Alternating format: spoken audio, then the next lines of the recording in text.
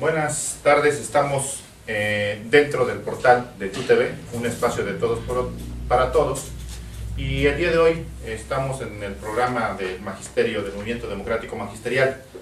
Vamos a compartir con los maestros y las maestras de Puebla, en particular el problema que suscitó el 10 de junio del 2009, en donde la mayor parte de los medios de comunicación en nuestro estado dieron fe de la represión que sufrieron los maestros en el centro histórico de la ciudad de Puebla.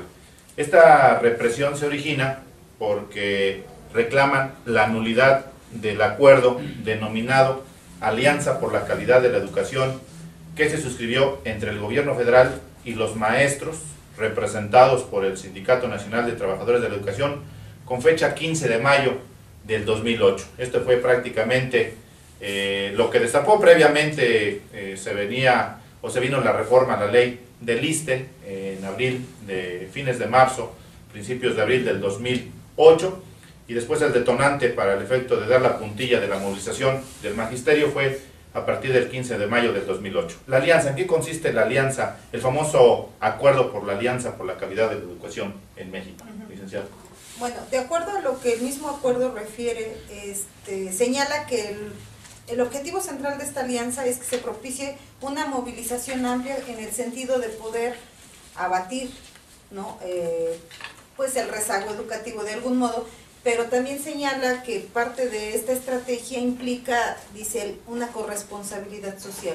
Y esto ellos lo quieren señalar, ellos digo quienes lo suscriben, que es el gobierno federal junto con el Sindicato Nacional de Trabajadores de la Educación, y le hace en este caso pues directamente la lideresa, que es el Bester Gordillo, o quien suscribe el documento, que es en ese momento el secretario Rafael Ochoa Guzmán, el secretario general del Comité Ejecutivo.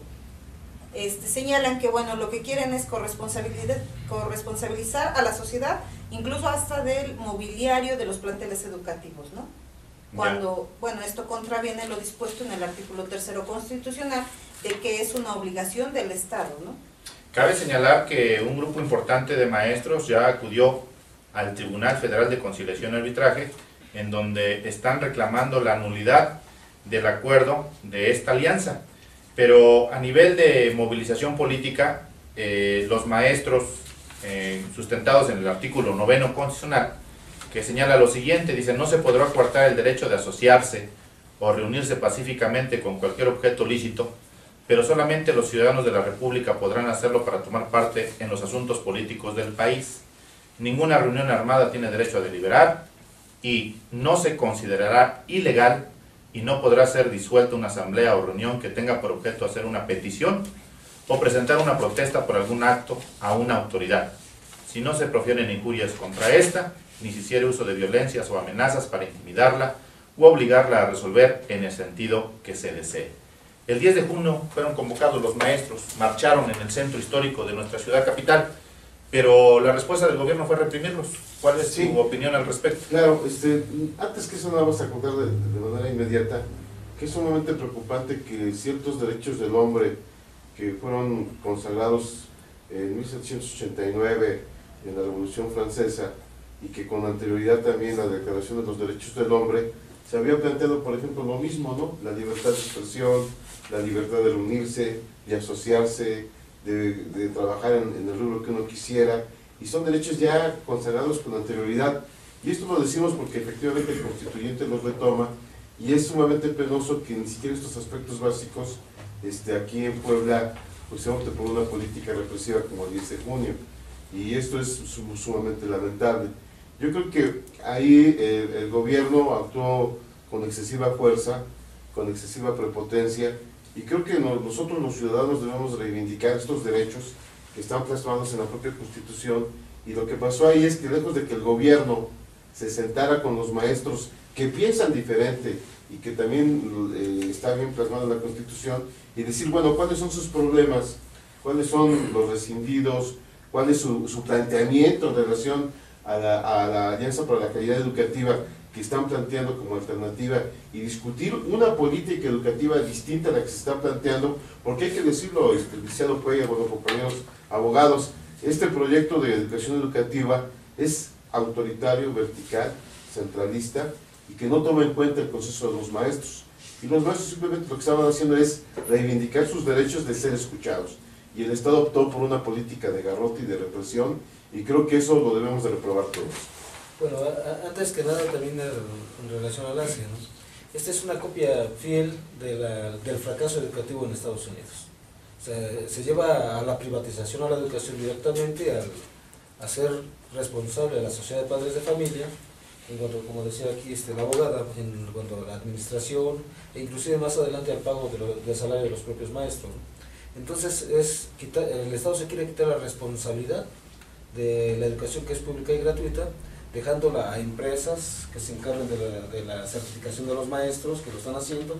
Pero aquí vemos algo claro, ¿no? O sea, ¿por qué recurren a la represión? Esta oligarquía política, ante esta crisis política, social y económica, recurren a la represión porque no encuentran otra salida más que la fuerza, como dicen, para reprimir todo acto de protesta, ¿no?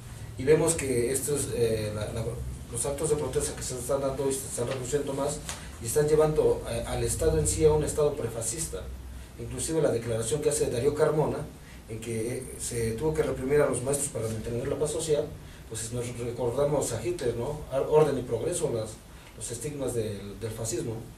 Paz social, orden y progreso. ¿Cuándo dio la declaración Darío Carmona? Pues fue el martes 9 de febrero de esa declaración ante el Congreso del Estado, y pues decimos qué es lo que está pasando. Entonces aquí se ve una colusión de la oligarquía política, y que quede claro, los que se han adueñado de la estructura del poder del Estado, pues están luchando por sus propios intereses. Y si hablamos de la represión, vemos que han reprimido a los campesinos, han reprimido a los maestros, los movimientos sociales. O sea, en todo, no nomás en Puebla, sino a nivel nacional, la represión se está dando.